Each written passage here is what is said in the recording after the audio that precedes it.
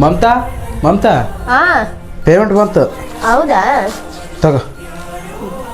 ನೋಡ್ರಿ 4,000 ರೂಪಾಯಿ ಮನಿ ಬಾಡಿಗೆ ಕಟ್ಟು, ಆಮೇಲೆ ಇದು ಕರೆಂಟ್ ಬಿಲ್ ಕಟ್ಟು, ಇದು ಗ್ಯಾಸಿಗೆ, ಇದು ಮನಿ ರೇಷನಿಗೆ, ಇದು 500 ರೂಪಾಯಿ ನಾ ತಗೊಲ್ಲ ರೀ.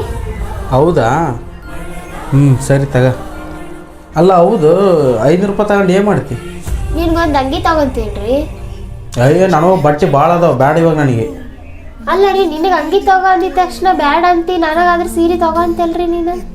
ಎದಕ್ಕೆ ಅನ್ನಿ ಅಂದ್ರೆ ನಾ ದುಡಿಯೋದು ಯಾರಿಗೋಸ್ಕರ ಹೇಳು?